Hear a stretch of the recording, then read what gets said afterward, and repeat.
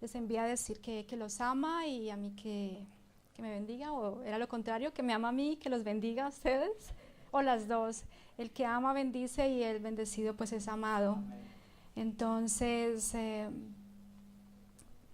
para introducir el tema es parte del trabajo ministerial como servidores del Señor que somos, es acompañar a familias que están o que han pasado por situaciones dolorosas, por tragedias, por una enfermedad. Y la mayoría sabemos, casi todos somos adultos aquí, hay muy pocos jovencitos, sabemos que suena el teléfono, 3 de la mañana, golpean a la puerta, nos envían un mensaje. Recuerdo que cuando falleció mi suegra, lo que nos llegó fue un mensaje por Messenger. Y cuando sucede eso, una llamada a las 5 de la mañana, sabemos que es algo que es una noticia importante, es algo que no se nos quiere anunciar. Así que cuando llega ese mensaje, esa llamada, la vida nos cambia, la vida se trastorna, ya todo es diferente. Para muchos la vida nunca vuelve a ser la misma. Entonces en esta mañana quiero compartirles acerca del sufrimiento. Y yo sé que aquí mismo, reunidos, perdón un momento, Dani, ¿me puedes quitar esto? Es que no me gusta. Gracias. En este grupo, aquí sentados, tenemos personas que hace un tiempo pasaron por alguna prueba, que incluso les marcaron tanto que llevan meses, años. He conocido personas que llevan décadas afectados por una tragedia que marcó profundamente su vida. Otros quizás en este momento están pasando por esa prueba, por una enfermedad, por una separación, pérdida del trabajo. Es una tragedia. Y entre los jóvenes quizás ellos no han pasado por esos momentos, pero jóvenes, créanme, el dolor va a venir, va a aparecer, va a ser su aparición. Entonces, quiero que me acompañen a una historia que la mayoría conocemos, de un hombre que sufrió por unas grandes pruebas. ¿Alguien me puede decir un nombre? Exacto. Entonces, para mi bendición también yo quiero que leamos un largo pasaje en el capítulo 1 y 2, voy a estarles guiando en la lectura. Y entonces, aunque va a ser muy largo, quiero que estén en la historia, quiero que la historia, el relato de Job, lo tengan fresquito en su cabeza, en su mente. Así que, por favor, acompáñenme en Job 1:1. ¿Será que está aquí? ¿Lo tenemos? Ya ni lo arreglo, parece. ¿Sí?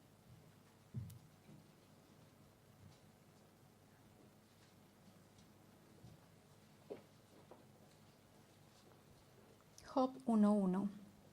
Me dicen por favor amén si lo tenemos. También va a aparecer en la pantalla. Empiezo la lectura.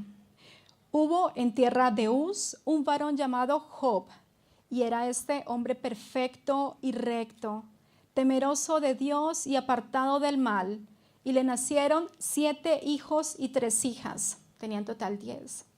Su hacienda era 7,000 ovejas, 3,000 camellos, 500 yuntas de bueyes, 1,000 bueyes, 500 asnas y muchísimos criados, y era aquel varón más grande que todos los orientales.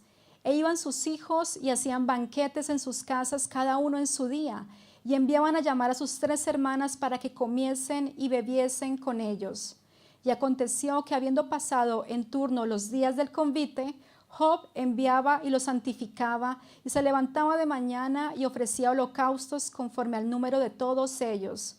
Porque decía Job: quizá habrán pecado mis hijos y habrán blasfemado contra Dios en sus corazones. De esta manera hacía todos los días. Un día vinieron a presentarse delante de Jehová. ¿De quién? Los hijos de Dios. Aquí quiere decir los ángeles, entre los cuales vino también, literalmente, el acusador. Y dijo Jehová a Satanás: ¿de dónde vienes? Respondiendo Satanás a Jehová, dijo, de rodear la tierra y de andar por ella.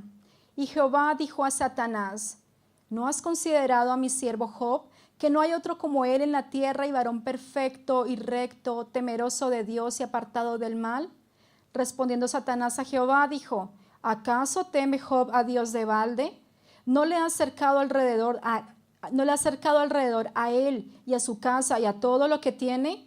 Al trabajo de sus manos has dado bendición, por tanto sus bienes han aumentado sobre la tierra.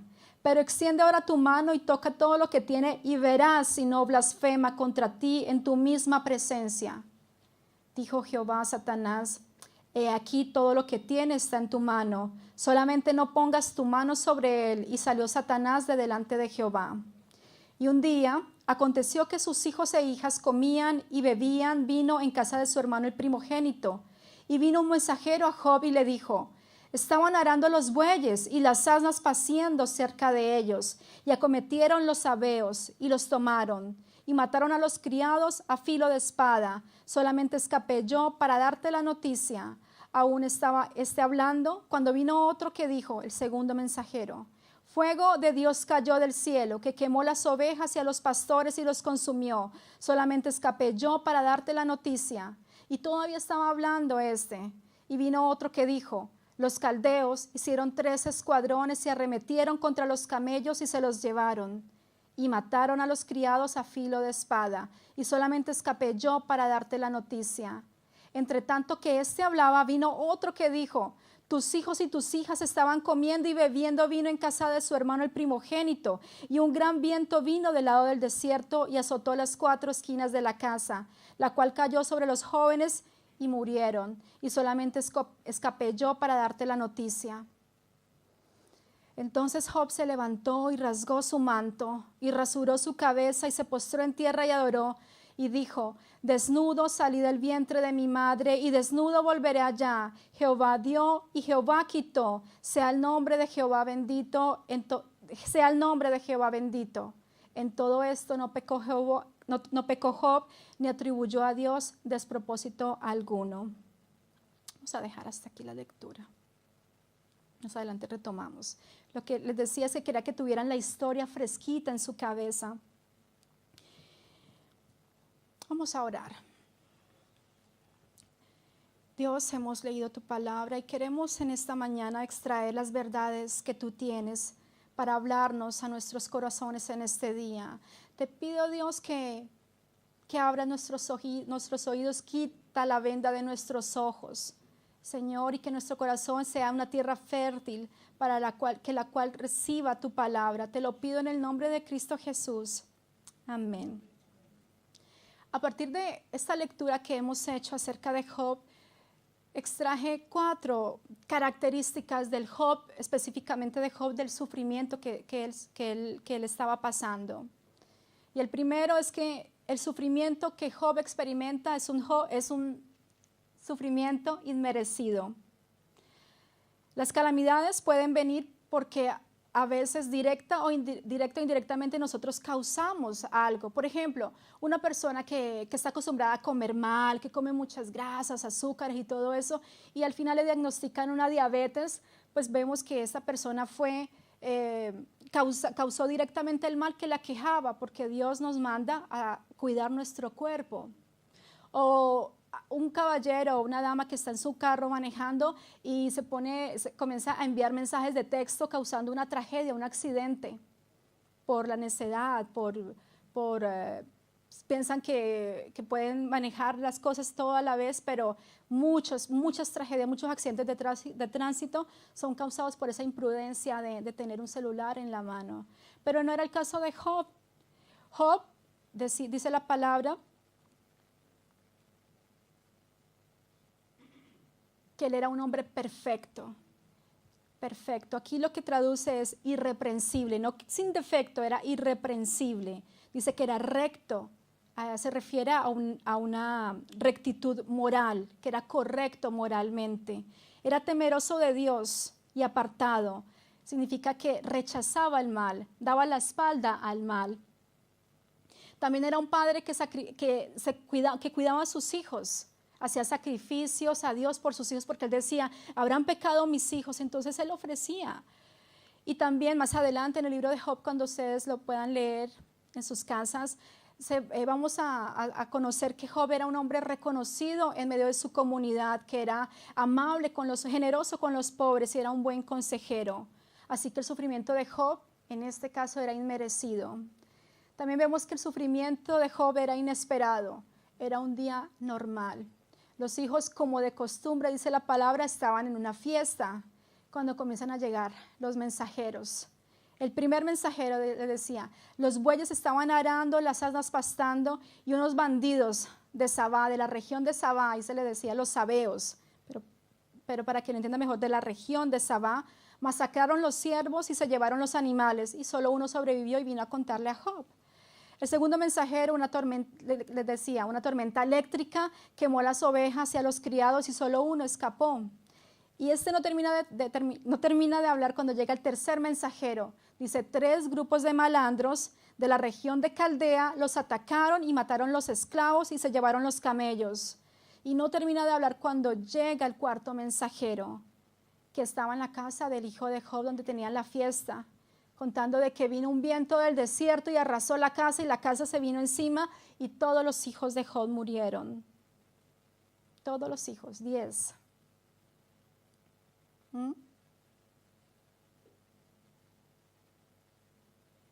También, más adelante, vuelve en escena, esa parte no la leímos, Satanás.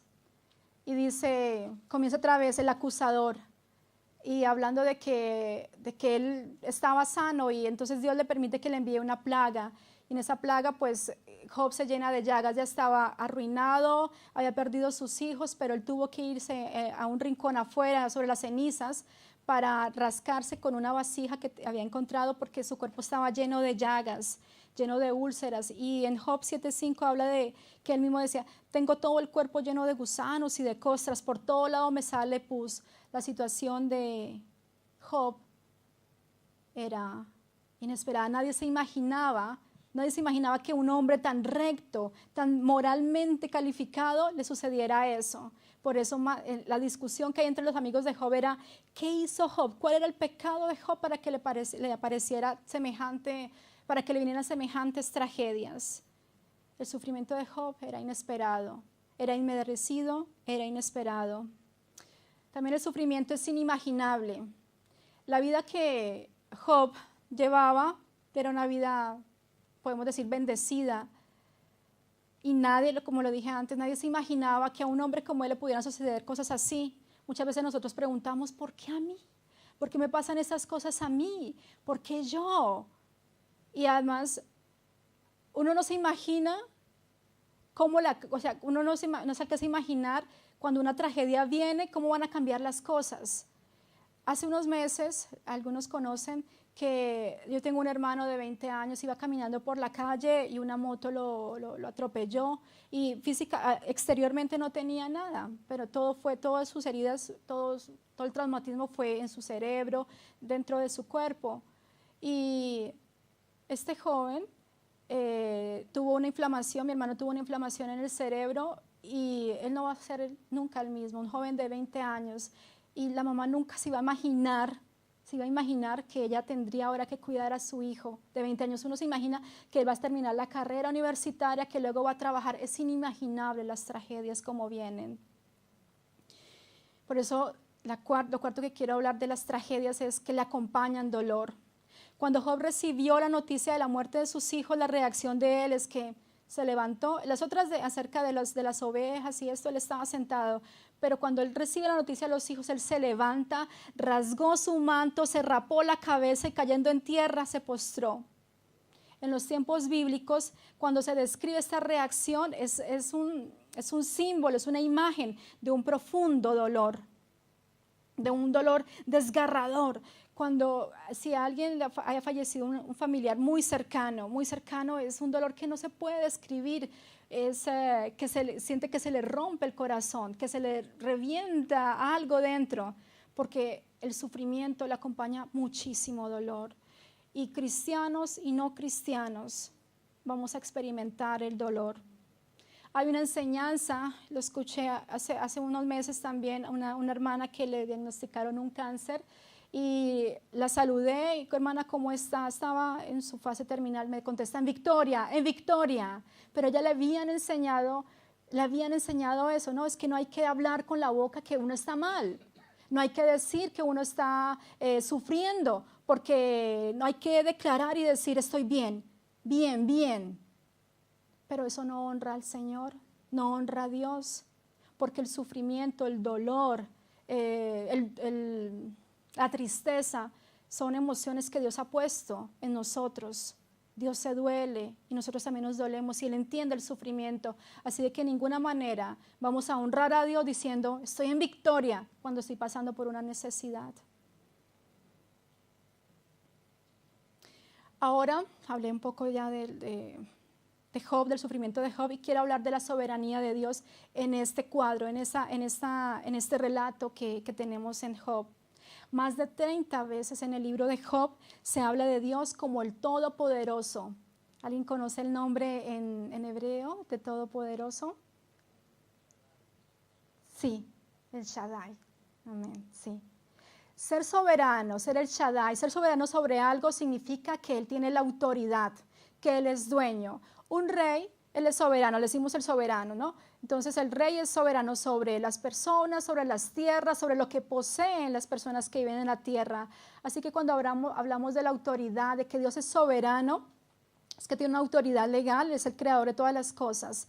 Él es el que manda, Él es el que tiene toda potestad sobre la naturaleza. Entonces, Dios soberano, ¿cómo se manifiesta? ¿Cómo se muestra aquí? Pues vemos que la soberanía de Dios está sobre los ángeles. ¿Quiénes vinieron ante Dios? Los ángeles. Ellos se presentaron. En Salmo 103, en el verso 20 dice, bendecid a Jehová vosotros sus ángeles, poderosos en fortaleza, que ejecutáis su palabra. Así que Dios es soberano sobre los ángeles. Dios también es soberano sobre los demonios. Satanás, que específicamente les decía el acusador, también se presenta delante de Dios. Y recordemos que aquí, sobre todo a las personas jóvenes, hay que recordarles que Satanás no es un cuento de hadas, no es una historia ficticia. La Biblia nos muestra a Satanás, a un demonio que es real, que es una personalidad. ¿Cuándo es la primera vez que aparece Satanás en la Biblia? Génesis 3, ¿sí?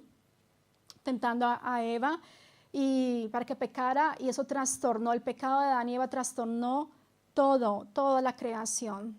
Así que también Satanás es llamado el Dios de esta era, Dios en minúscula, príncipe de este mundo. Y aquí en Job 1:2 vemos que Satanás tiene un poder sobrenatural. Pero recuerden, no significa que es un poder omnipotente. Es un poder sobrenatural, sí, porque mire todo lo que pudo causar, pero Él no es todopoderoso como sí lo es Dios. Así que no existe nada, y es algo que a veces los cristianos no podemos entender, no existe nada que pueda hacer Satanás sin el permiso de Dios.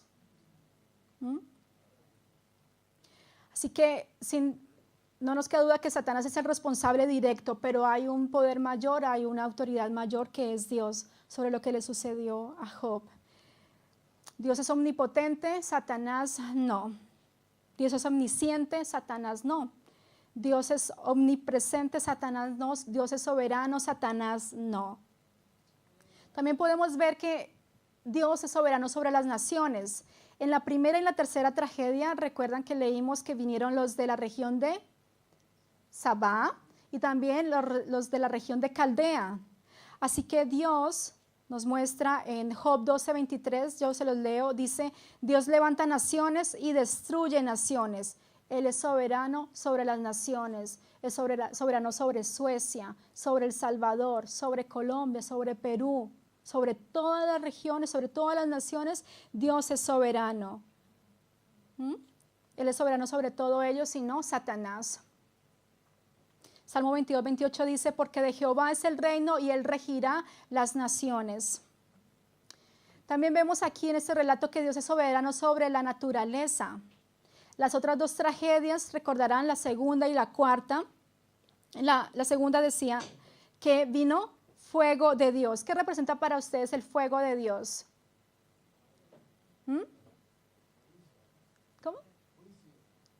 No, en este caso, como una tragedia natural, de la naturaleza. Rayos, exacto, rayos. Vinieron rayos, entonces consumieron las ovejas. Y en la cuarta es que vino un viento del desierto. Y entonces lo llamaríamos huracán.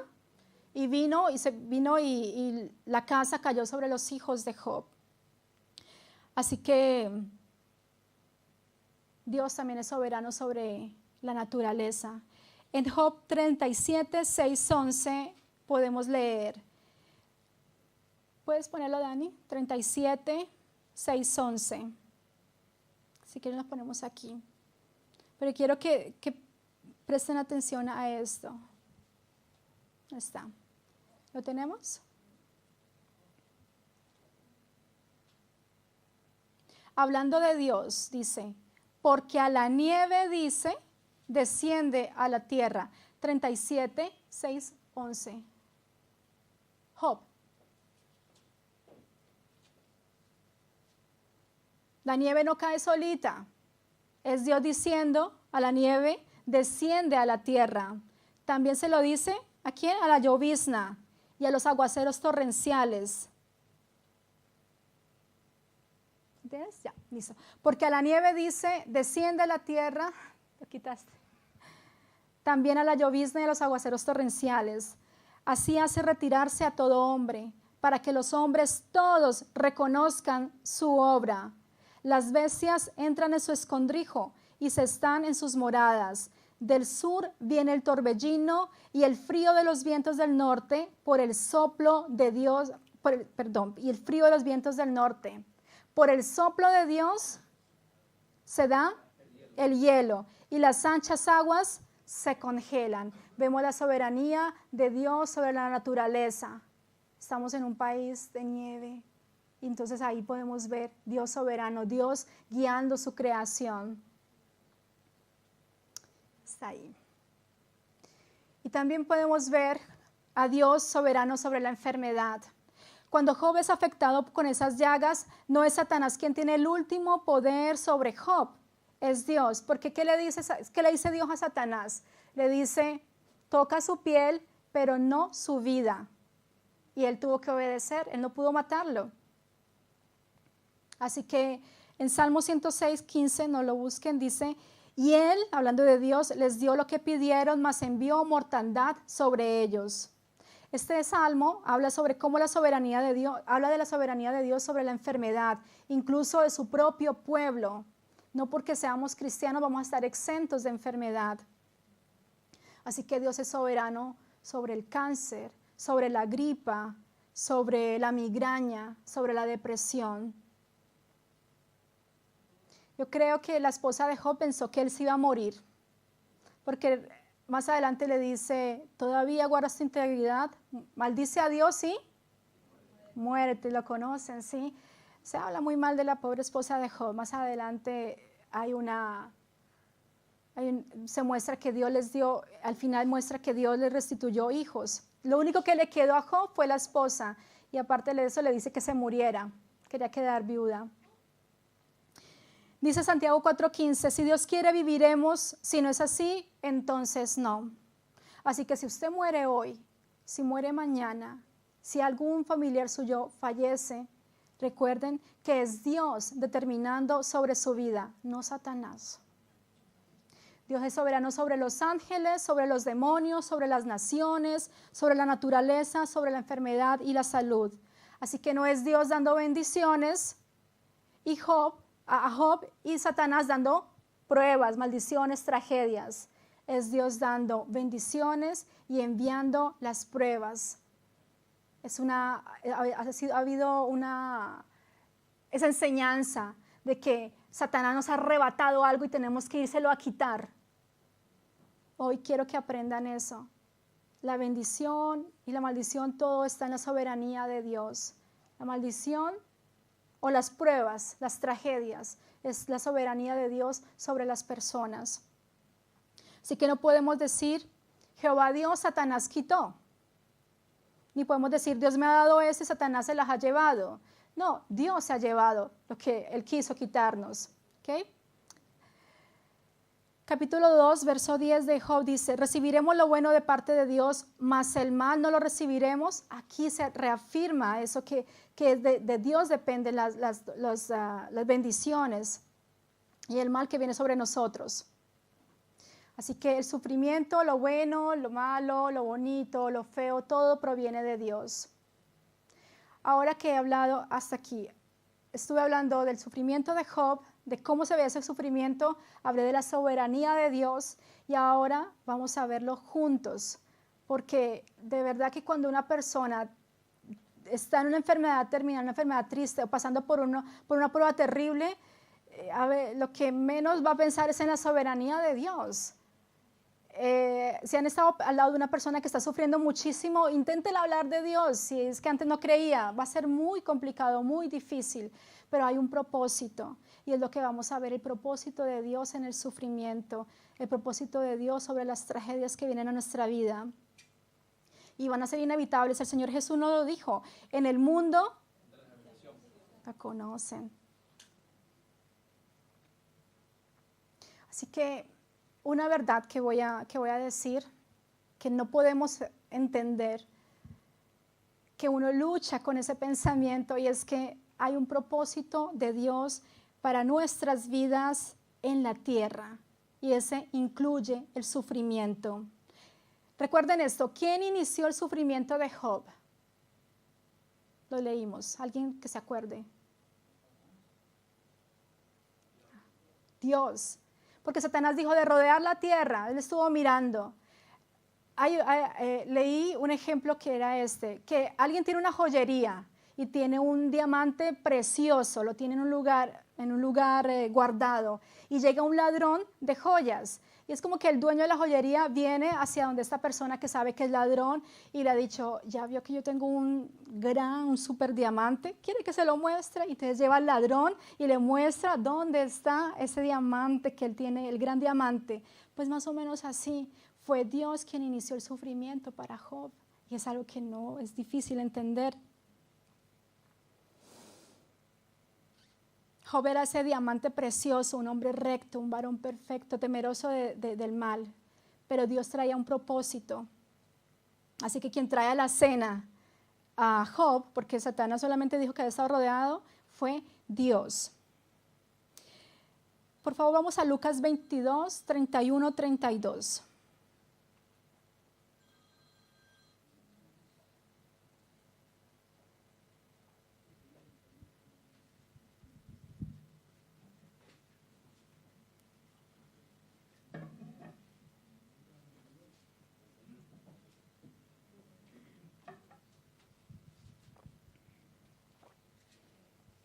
Lucas 22, 31, 32. Porque quiero mostrarles cómo en la palabra de Dios hay más ejemplos. No solamente fue Job, también hay más personas que pasaron por tiempos de prueba que Dios, como ya lo hemos visto, permite. Lucas 22, 31, 32. El Señor Jesús estaba pronto a ir a la cruz.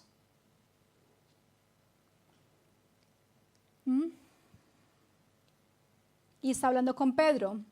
Observemos la soberanía de Dios en este pasaje. Dijo también el Señor Jesús, Simón, Simón, he aquí Satanás os ha pedido para zarandearos como a trigo, pero yo he rogado por ti, que tu fe no falte, y tú, una vez vuelto, confirma a tus hermanos. Satanás pidió a Pedro. Satanás necesitó el permiso de Dios para tocar a Pedro. Y el Señor le dice a Pedro, le promete que tú una vez vuelto.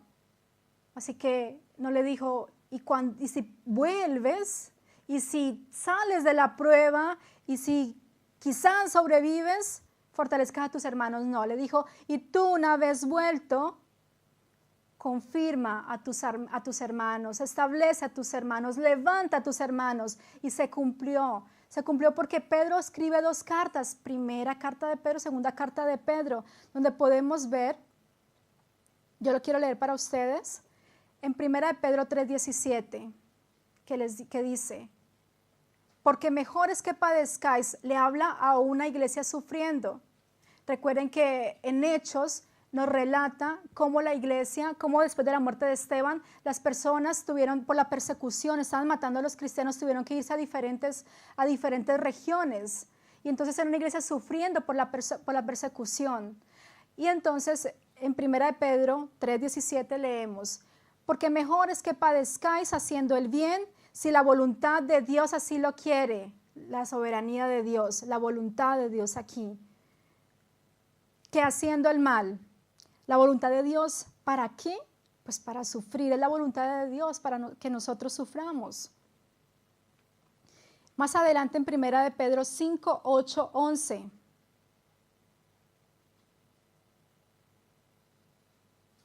Más adelante, ahí mismito en la carta. ¿Lo tenemos? ¿Sí? Sed sobrios y velad, porque vuestro adversario, el diablo, como león rugiente, anda alrededor buscando a quien devorar, al cual resistid firmes en la fe, sabiendo que los mismos padecimientos se van cumpliendo en vuestros hermanos en todo el mundo. Él mismo vivió ese padecimiento. Continuamos. Mas el Dios de toda gracia, que nos llamó a su gloria eterna en Jesucristo, después que hayáis padecido un poco de tiempo, Él mismo os perfeccione, afirme, fortalezca y establezca. A Él sea la gloria y el imperio por los siglos. Amén.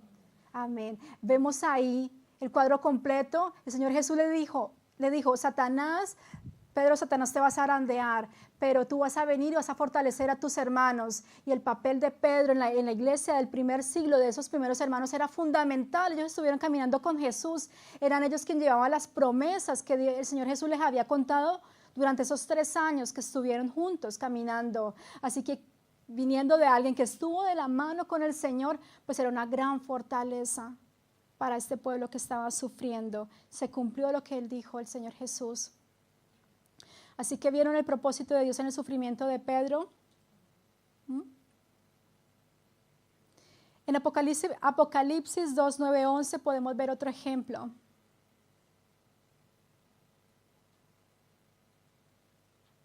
Apocalipsis 2, 9, 11. Estamos leyendo mucho, pero sé que les va a bendecir. 2, 9 al 11. Y dice, el último libro.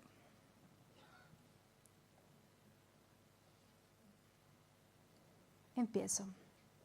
Yo conozco tus obras y tu tribulación y tu pobreza, entre comillas, entre paréntesis, pero tú eres rico. Y la blasfemia de los que se dicen ser judíos y no lo son, sino sinagoga de Satanás. No temas en nada lo que vas a padecer. He aquí, el diablo echará a alguno de vosotros en la cárcel, para que seáis probados y tendréis tribulación por 10 días. Sé fiel hasta la muerte y yo te daré la corona de la vida. El que tiene oído, oiga lo que el Espíritu de Dios dice a las iglesias. El que venciere no sufrirá daño de la segunda muerte. Dios nos está diciendo, hermanos, que vamos a sufrir, pero que seamos fieles en medio del sufrimiento, que hay una corona de vida al final de todo lo que podamos padecer aquí. Pero seguir a Cristo no significa ausencia de sufrimiento y es algo que tienen que aprender, sino que el diseño de Dios, el plan de Dios es que el sufrimiento sea parte de nuestras vidas. Y el gran ejemplo acerca del sufrimiento que encontramos, lo vemos en la vida del Señor Jesús. ¿Permitió Dios que Jesús fuera a la cruz o fue el plan de Dios que Él muriera en una cruz, que padeciera en una cruz? El plan. Era un plan. Él no estaba sentado y no funcionó lo de los sacrificios de los corderos, vamos a dar a otra cosa diferente. Era un plan antes de la fundación del mundo. Así que el Señor que Dios tomó el sufrimiento de su único hijo, lo envió que viniera a la tierra, que caminara en medio de nosotros, que padeciera. Él era 100% hombre, tenía hambre, tenía sed, se cansaba, lloraba, sufría, padecía por las personas que veía sufriendo también. Pero Él vino a través del sufrimiento y nos trajo salvación. Ninguno de nosotros podemos estar aquí sentados si no es por causa de ese sufrimiento que tuvo Jesús en la cruz. Así que no fue un accidente que Jesús sufriera. En Juan capítulo 10, verso 18, yo se los leo. El Señor Jesús lo aclara. Dice, nadie, hablando de su vida, nadie me la quita, sino que yo de mí mismo la pongo. Hablando de su vida, ¿no? Tengo poder para ponerla y tengo poder para volverla a tomar. Este mandamiento recibí de mi Padre. De mi Padre. Era el diseño de Dios, era el plan de Dios involucrando sufrimiento para que nosotros podamos ser salvos. Dice Isaías 53 que la voluntad del Señor fue molerlo. Fue la voluntad de Dios moler a su Hijo para que usted y yo seamos salvos de nuestros pecados. Y todo a través del Nuevo Testamento, especialmente en la historia de la iglesia, desde entonces ha habido sufrimiento tras sufrimiento tras sufrimiento. El viernes veíamos un poquito acerca de la historia de la Biblia y cómo hombres dieron su vida, solamente lo mencioné, su vida para que nosotros hoy pudiéramos tener un ejemplar de la Biblia. El sufrimiento fue la manera como Dios hizo avanzar el evangelio a través de las naciones. No se quedó solamente en Jerusalén. Al esparcirse todas las personas, se me fue la palabra, al tener que huir, al huir las personas de Jerusalén, ellos fueron esparciendo y donde se iban añadiendo más y más cristianos. Y más cristianos, y no ha terminado de parar desde ese día, desde Pentecostés, la iglesia ha crecido. Nosotros somos una manada pequeña, pero la iglesia de Cristo, representada en todas las iglesias que se juntan a adorar el nombre de Dios, somos el fruto del sufrimiento de Cristo, el sufrimiento de los apóstoles y de las personas que llevaron la palabra hasta el día de hoy. Y como siguiente punto es, la soberanía de Dios es el único fundamento para adorar a Dios en medio del dolor. Adorar a Dios en medio del dolor. La soberanía de Dios fue la única razón por la cual adoró, por la cual Él se postró delante de Dios. Él había perdido 10 hijos. No sé quiénes de ustedes ha perdido un hijo o alguien cercano. Él perdió 10 hijos, así que el dolor era muy grande. Pero ¿qué hizo Job? Se postró en tierra y adoró. Lo leemos, Job 1:20. Entonces Job se levantó y rasgó su manto y rasuró su cabeza y se postró en tierra y adoró. Entonces él cayó en tierra y adoró. Es que este pasaje es que trae mucha contradicción, porque uno lo que quiere cuando está en medio del dolor es gritar y ¿por qué a mí? Y todo me pasa a mí, y siendo uno la víctima de todo. Pero Dios veía, Dios envió ese sufrimiento y Él sabía que Job le iba a adorar. Dice Job, desnudo salí del vientre de mi madre y desnudo volveré allá. Y más adelante dice, Jehová dio, Jehová quitó. Así, por medio de la soberanía de Dios, es como Job adora. ¿Qué hacemos nosotros cuando estamos en sufrimiento? ¿Qué hacemos nosotros? Es lo mismo, ¿no? Cuando el año pasado tuve 3 familiares diagnosticados de cáncer o tumores y todo eso, cuando le diagnosticaron a mi abuela un tumor, no recuerdo si fue en los riñones, han sido varios, lloré mucho toda la noche, Oscar tuve que aguantarme, y yo no sabía eso, yo solamente veía el sufrimiento de mi abuela, cómo levantó a 9 hijos, 10, 11, con las 2 nietas, mi hermana y yo, y cómo se levantaba cada mañana. Yo decía, a mi abuela nunca la vi sonreír, yo nunca la vi contenta. Ya tuvo una hija que nació el mismo día que mi esposo, el 25 de junio del 64, o sea que mi tía tendría la misma edad que mi esposo.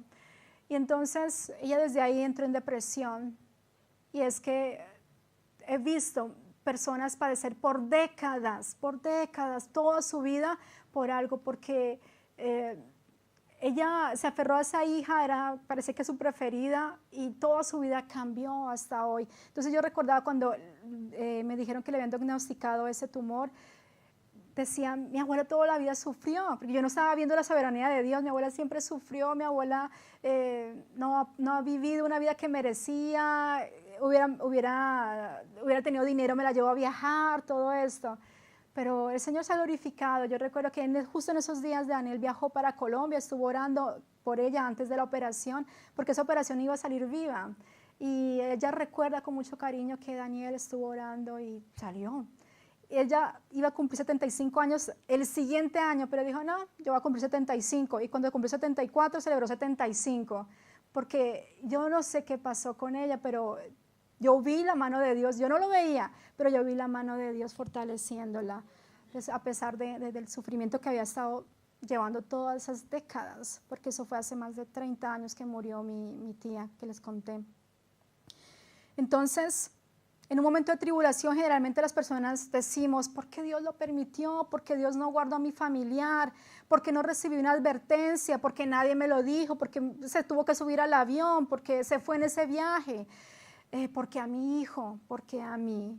¿Saben qué es lo que están diciendo? ¿O qué estamos diciendo? Y somos tentados, es que Dios no tiene el poder ni el control sobre mi vida. Es lo que estamos diciendo. Y lo que estamos haciendo también, eso significa que estamos blasfemando el nombre de Dios. La esposa de Job le dice, maldice a tu Dios y muérete. ¿Qué le dice Job? Le contesta, como suele hablar cualquiera de las mujeres fatuas, has hablado. Esa palabra fatua es la misma del Salmo 14.1 y el Salmo 53.1. Es básicamente el mismo versículo, es casi el mismo texto. Dice así, Salmo 53.1. Dice el necio en su corazón, no hay Dios. ¿Qué dijo la mujer de Job? No hay Dios. Maldice a Dios, muérete. No hay un Dios. Y es a donde muchas personas lastimosamente llegan y donde estamos aquí, las personas que le estén enseñando la palabra, dentro de todo el consejo de Dios es hablarles acerca del sufrimiento para que hermanos, hermanas, cuando estén pasando por esas pruebas no vayan a blasfemar en contra de Dios, no vayan a decir algo que no es Dios. O sea que cuando decimos cómo es posible que si Dios existe eso esté pasando, cuando vemos las tragedias en países muy pobres, es decirle, Dios, tú no eres bueno, tú no eres tan poderoso, pero si algo necesitamos, si algo del mensaje de hoy tiene que quedarse en el corazón de ustedes, en sus mentes, es que no blasfemen en contra de Dios, no digan lo que Él no es. Cuando estén pasando por una prueba, recuerden, Dios es amor, Dios es poderoso. Y es algo súper importante porque lo vamos a ver más adelante. ¿Por qué entender la soberanía de Dios? Dice la Escritura que en todo esto, en todo lo que le ha pasado a Job, él no pecó al culpar a Dios con despropósito, diciendo alguna tontería, diciendo algo absurdo acerca de él. Job no pecó con lo que dijo, no maldijo a Dios. Él decidió no maldecir a Dios. Él reconoció que Dios estaba en medio, que estaba con él en medio del sufrimiento, porque él se acordó de él, se acordó del Señor. En las pruebas, hermanos, nunca estamos solos. El soberano Dios que gobierna sobre ángeles, sobre demonios, sobre la naturaleza, sobre las naciones, sobre la vida, sobre la muerte, ese soberano Dios está con nosotros en medio del sufrimiento. Romanos 8, 31, 39 nos dice, ¿qué pues diremos a esto? Si Dios está por nosotros, ¿quién contra nosotros? Y eso es para exclamarlo. No podemos leer la Biblia así tan plana. Aquí nos está dando un mensaje porque es el contexto del sufrimiento ahí en Romanos 8. Por eso es importante leer en medio del contexto. Si Dios, ¿qué pues diremos cuando nos pasen todas esas tragedias? Si Dios es por nosotros, ¿quién contra nosotros? La soberanía de Dios. Dice también Romanos que el que no escatimó a su propio Hijo, sino que lo entregó por todos nosotros, ¿cómo no nos dará también con él todas las cosas? ¿Quién acusará a los escogidos de Dios? Dios es el que justifica. ¿Quién es el que condenará? Cristo es el que murió, más aún el que también resucitó, el que también además está a la diestra de Dios, el que también intercede por nosotros. ¿Quién nos separará del amor de Cristo? ¿Tribulación o angustia o persecución o hambre o desnudez o peligro o espada? Como está escrito, por causa de ti somos muertos todo el tiempo, somos contados como oveja de matadero. Es un capítulo precioso. Que ustedes ténganlo ahí señalado cuando quieran darle aliento a otras personas, para que ustedes recuerden la palabra y se den alientos a ustedes mismos, porque pobre Job no tuvo nadie que le dijera, pobre Job, ay Job, ¿cómo podemos ayudarte? Él estuvo solo en medio de este sufrimiento. Dice la palabra también que antes, ahí en Romanos, antes en todas estas cosas somos más que vencedores por medio de aquel que nos amó. Por lo cual estoy seguro que ni la muerte, ni la vida, ni ángeles, ni principados, ni potestades, ni lo presente, ni lo porvenir, ni lo alto, ni lo profundo, ni ninguna otra cosa creada nos podrá separar del amor de Dios, que es en Cristo Señor nuestro. La soberanía de Dios nos asegura que Él está en el control con nosotros y por nosotros. Y no lo tengo aquí. ¿Se imaginan cómo sería la esperanza? ¿Qué esperanza podemos tener si nosotros supiéramos que Satanás tiene el control? No hay esperanza. Así que recordando que Dios tiene el control, ahí hay esperanza, porque hay un propósito, hay un plan para nuestras vidas. Satanás ha sido conquistado, él está derrotado. La soberanía de Dios es un fundamento para adorar a Dios en medio del dolor, porque Él está en control. No solo porque Él está en el control, sino porque su soberanía nos recuerda que Satanás ha sido derrotado, ha sido conquistado. No tenemos que ponernos a luchar con Satanás ni que el diablo nos devuelva nada. Dios tiene el control. Es por esto que nosotros le adoramos en medio del dolor. Es por eso es que podemos venir ante Dios y decir, Señor, tú tienes el control, mi vida está en tus manos. Y hay algo que sucede, nosotros no vamos a tener respuestas siempre por qué, casi nunca tenemos respuestas por qué, pero si Dios tiene el control, pues Él sabe. Un propósito de Dios que nos muestra aquí en esta lectura, en este pasaje de Job, es humillar a Satanás y exhibir su falta de poder. Lo vemos en el capítulo 2. Después del capítulo 2 no se sabe nada de Satanás. Vimos que apareció en Génesis 3, luego aparece aquí en Job y solamente vuelve a aparecer hasta Mateo 4, cuando el Señor Jesús es tentado. ¿Recuerdan? Y luego aparece cuando Satanás toma el corazón de Judas y lo hace que entregue al Señor Jesús. Ahí vuelve a aparecer. Así que no lo vamos a estar viendo ahí. Él es un enemigo derrotado. Satanás no es el protagonista de la historia, es Dios.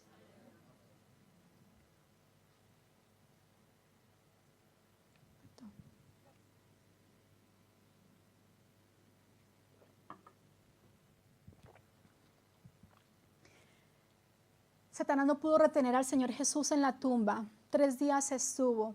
Al tercer día dice la palabra que Él resucita, Él se levanta y Él conquistó las llaves del Hades, sí. Él conquistó la muerte. La muerte no pudo dejarlo ahí. O sea, Satanás no pudo dejarlo ahí muerto, sino que Él venció la muerte. Y es por esa razón. Siempre les voy a recordar que nosotros estamos aquí sentados. A través de Él, hombres, mujeres y niños que vienen a Cristo, a través del sufrimiento que pasó Cristo, a través de que Él venció la muerte, de que Satanás es un enemigo vencido, nosotros podemos hoy decir que somos hijos de Dios. Dios le dice a cada hombre y a cada mujer que confíe en Él a medida que caminan en el sufrimiento. No sabemos si el sufrimiento va a terminar hoy. Si digamos llega una mala noticia, bueno, esto va a pasar. A veces dice Daniel, en un año nos vamos a estar riendo de esto que nos pasó. Pero sucede que pasa el tiempo y las personas pueden estar meses. Conozco a una dama muy joven que durante muchos meses estuvo muy enferma y la agobiaba muchísimo. La agobiaba muchísimo y al hablar de la soberanía ella no lo entendía. Así que el sufrimiento de ella era mayor por no entender por qué estaba pasando esto, que era un propósito y un plan de Dios. Puede suceder lo de mi abuela, que ha estado décadas sufriendo, pero ¿y si nunca se quitara ese sufrimiento? Si yo soy diagnosticada con un cáncer y Dios me sana, decimos gloria a Dios, Dios es poderoso, Dios es el que me sanó y ahora estoy aquí dando testimonio. Pero ¿qué sucedería si Dios no me sanara? Entonces, Jehová dio, Jehová quitó, bendito sea el nombre del Señor, bendito sea Él. De Él, mi vida le pertenece a Él.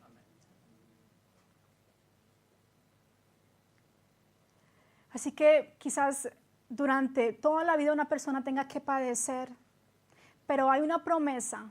El Rey de Reyes nos hace una promesa que nos dice que va a haber un tiempo cuando estemos en la presencia de Él, que Él va a quitar toda lágrima de nuestros ojos, que ya no va a haber pecado, que no va a haber llanto, no va a haber más enfermedad, no va a haber dolor en lo absoluto, porque todo va a desaparecer y terminará para siempre cuando estemos en la presencia de Él. Y esa es la esperanza que viene con la soberanía de Dios. Si Dios no fuese soberano, entonces no tendríamos esa esperanza. Si Dios es soberano, entonces hay una garantía de que Dios va a cumplir sus promesas. Eso es el porqué la soberanía de Dios es la única manera que podemos adorarle a Él en medio del sufrimiento. Estamos en medio de una sociedad que no le gusta sufrir, o sea, que le tiene pavor al sufrimiento. Cuando yo era niña, mi mamá pasaba algo, me decía, ay, sufra, mamita, sufra. Así hablan en Colombia, mi mamá, ay, sufra. Mamá, ¿y por qué somos pobres? Ay, ¿por qué no tenemos esto? Porque somos pobres, mamita. O sea, era una manera cruel de ponerme en la realidad de lo que yo estaba viviendo. O sea, ya no me pida más cosas, somos pobres. O que me duele algo, bueno, tómese la medicina. ¿Qué problema tengo yo para darle una medicina a estas hijas mías? Es que para ellas prefieren tener el dolor que tomarse una medicina. Y porque piensa que van a sentir un dolor con una inyección o les va a doler el estómago. Yo no sé qué es lo que piensan, pero lastimosamente hay una generación de padres que no quieren permitirle que sus hijos sufran lo que ellos sufrieron, como si el sufrimiento no hubiera un propósito, si no pudiéramos sacar algo precioso en medio del sufrimiento, que Dios nos guardó, que Dios estuvo sustentándonos, que Dios estuvo presente, porque Job no recibió una respuesta de por qué había pasado todo eso. Él no vio a Satanás hablando con el Señor, él no vio nada de eso. Al final Dios es restaurado. Y él dijo en el capítulo 42, creo, dice, de oída te había oído, mas mis ojos hoy te ven. ¿Qué le sucedió a Job en medio del sufrimiento? Que pudo conocer a Dios más cerca. Lo pudo sentir, estar más cercano a Él. Lastimosamente el ser humano tiene que pasar por esos sufrimientos, por pruebas, para luego venirse y humillarse en la presencia del Señor.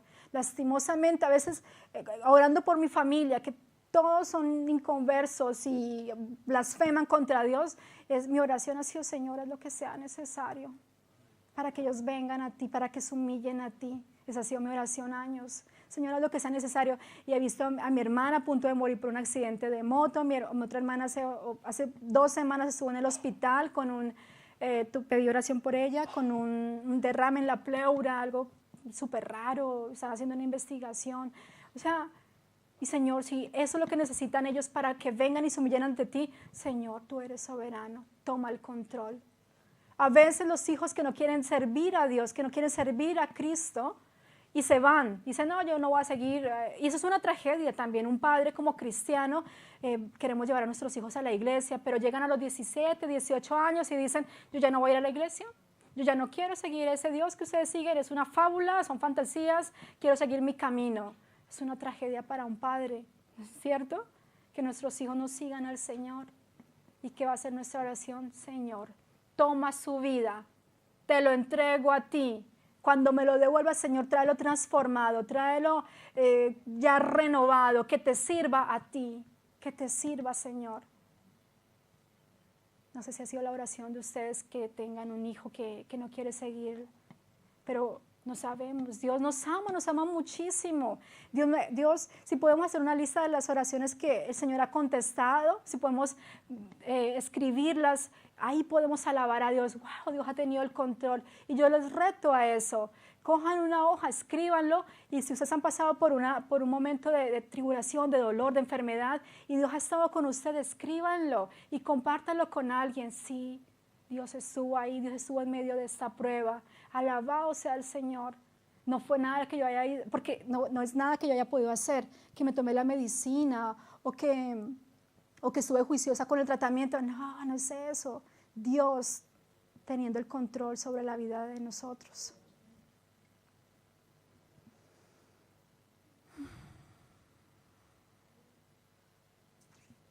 ¿Cómo estamos de tiempo? Y hay una última perspectiva que quiero hablar acerca del sufrimiento, porque nos hemos enfocado en nosotros, en nuestros sentimientos. Algo que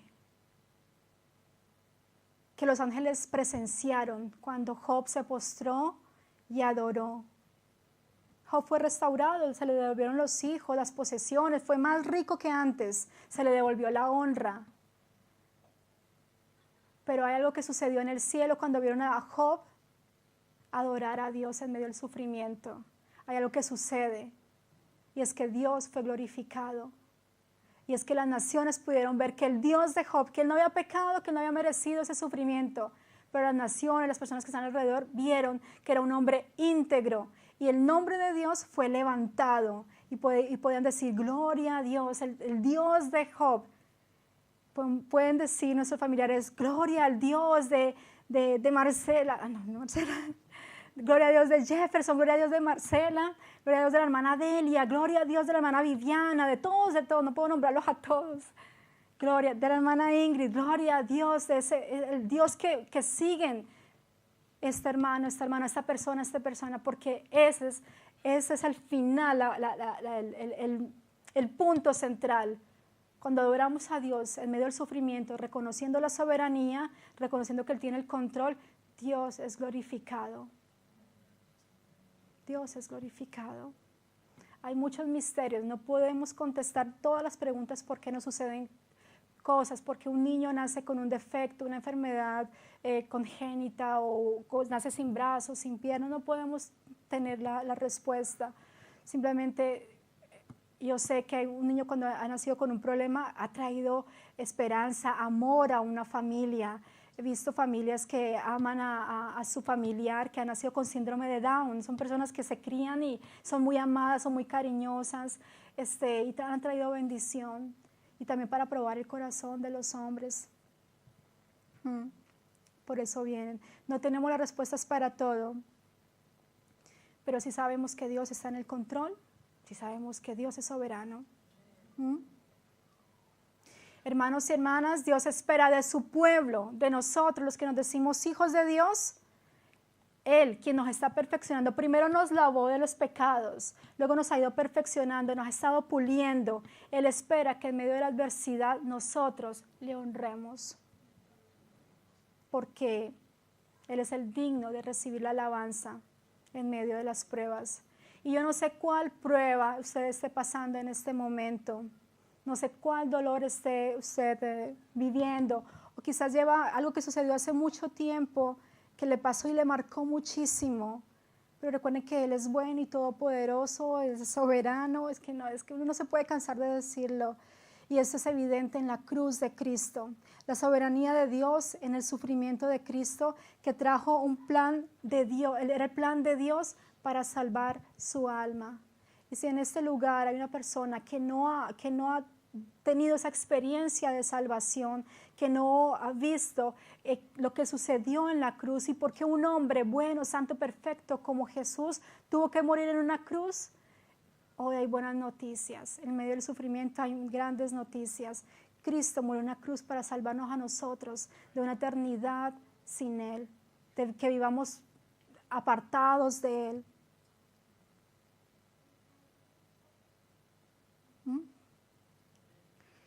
Sí, Si alguien está pasando una necesidad grande, si alguien, y sé porque nosotros hemos estado con familias acompañándolas, yo sé que hay necesidades en medio de las familias, pero hay una necesidad urgente que aprendamos a sufrir bien.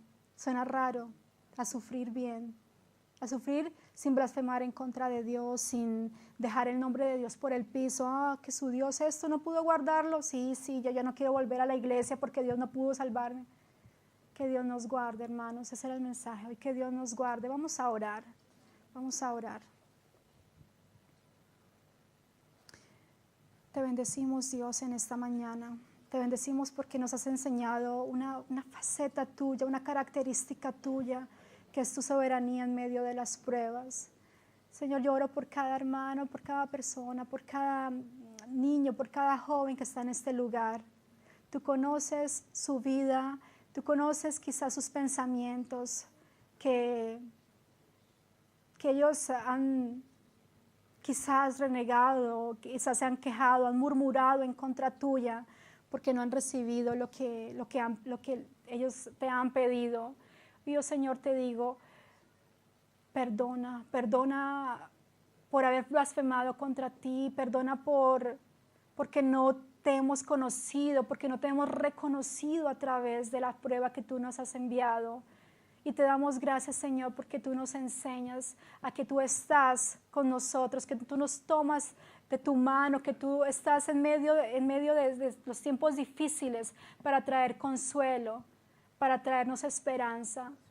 Dios, yo te doy gracias en el nombre de Cristo Jesús, porque has traído tu palabra y nos las has puesto en nuestras manos. Que esa palabra, Señor, nos acompañe en los tiempos de pastos verdes, pero también en esos momentos de sequedad, en esos momentos de necesidad, que podamos recordar tu palabra y no nuestros pensamientos, tu palabra y no lo que digan los demás, tu palabra y no lo que Satanás quiera poner en nuestra mente. Señor, te bendigo, yo te doy gracias por esta mañana, te doy gracias por las pruebas que has puesto en mi vida, te doy gracias porque he visto tu mano, te doy gracias, Señor, te alabo y te bendigo. Mi vida, nuestra vida es tuya, Señor. Haz lo que quieras, Dios, porque sabemos que un día eso va a terminar, un día el dolor va a desaparecer, un día estaremos contigo, Señor, para alabarte, para decirte gracias. Gracias porque aprendimos y gracias que a través de ese testimonio de nosotros, otros vinieron al conocimiento tuyo. Yo te doy gracias y te bendigo en el nombre de Cristo Jesús por mis hermanos. Amén. Amén.